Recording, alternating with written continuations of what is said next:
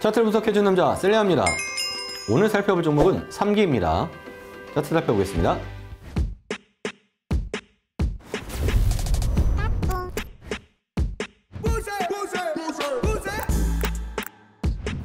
삼기 많이 무섭죠. 그렇죠?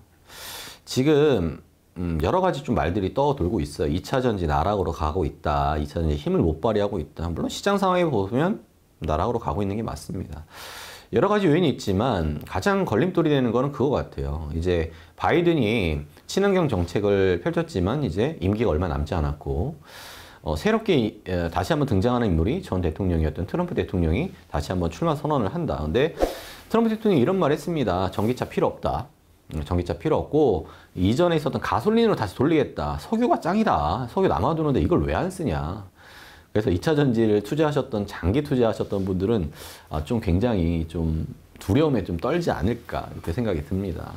근데 그 기간이 어차피 내년이잖아요. 그렇죠? 내년 동안에 지금 연말을 진행을 하고 있는데 내년 동안에 얼마나 많이 남았습니까? 근데 아직까지 우리가 손절할 타이밍은 절대 아니다라고 보고 있습니다. 자, 차트를 한번 좀 살펴보도록 하겠습니다.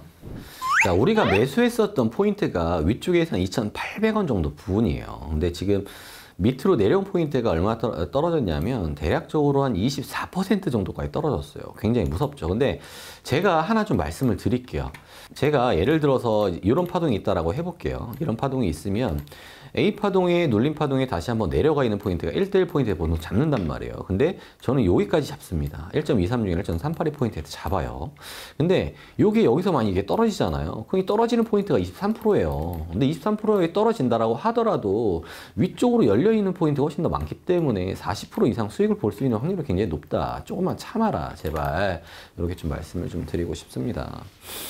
그래서 지금 있는 포인트 제가 누님 말씀드리지만 지금 하락 쇠경입니다. 하락 쇠경이고 밑에 있는 지지라인을 말씀드렸던 부분이 뚫렸어요. 그래서 불안해 하신 것 같아요.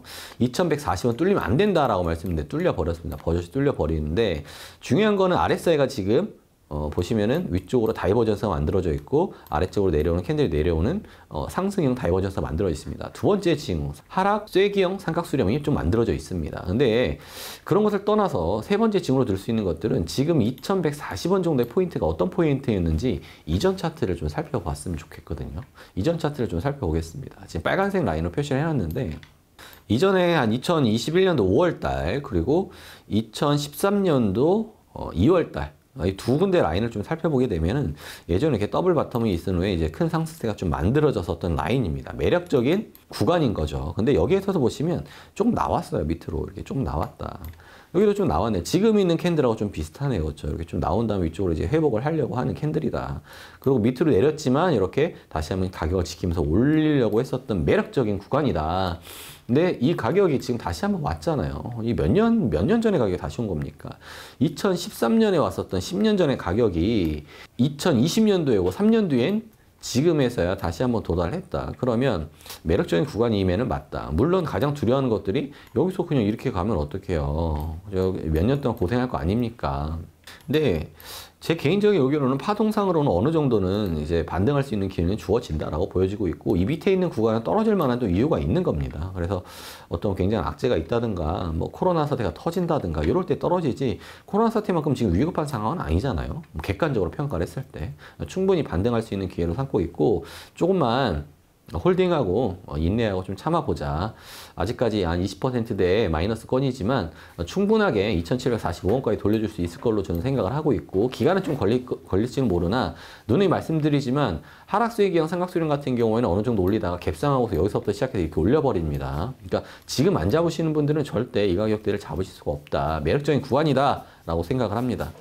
2차 전지들이 아직까지 힘을 못 쓴다라고는 하지만 친환경 에너지는 아직까지 바이든 대통령이 있을 때 충분하게 기간이 남아있기 때문에 조금 더 홀딩을 하고 목표 수익까지 홀딩을 해보도록 하겠습니다.